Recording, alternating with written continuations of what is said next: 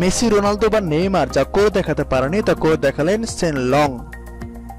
Referee match শুরুর বাঁশি বাজালেন। সেন্টারের পর বল এলো ওয়ালফোর্ড ডিফেন্ডার ক্রাইং কাথটেকের পায়ে। ক্লিয়ার করতে গিয়েও পারলেন না তিনি।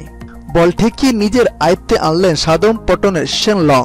এরপর একটু এগিয়ে গিয়ে ডান পায়ে দারুণ এক চিপে গোলরক্ষক বেন ফস্টারকে বোকা বানালেন তিনি।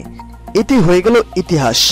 মাত্র 7.69 সেকেন্ডে গোল করে প্রিমিয়ার লিগের ইতিহাসে দ্রুততম গোলদাতা এখন লং। লিগে দ্রুততম গোলের রেকর্ডটা ছিল টটেনহ্যামের লেডলি কিং এর। 2000-2001 সাল মৌসুমে ব্রাইটনের বিপক্ষে 9.82 সেকেন্ডে গোল করেছিলেন তিনি। 19 বছর পর তার রেকর্ডটি ভাঙলেন লং। লং অবশ্য খানিকটা ভাগ্যে যে বলটা পেয়ে গেছিলেন, না হলে কাথোকেটে ক্লিয়ারেন্স সহজে তার পায়ে আসার কথা ছিল না। বলের পিছনে পিছনে দৌড়ে কাথোটেকের সামনে দাঁড়িয়েছিলেন। লাফিয়ে উঠে বল পায়ে লাগিয়েছিলেন লং। এরপরে ফস্টারকে পরাস্ত করতে খুব একটা বেগ পেতে হয়নি। এই মৌসুমে চতুর্থবারের মতো জালে বল জড়ালেন তিনি। শেষ 3 গোল এসেছিল 4 ম্যাচে।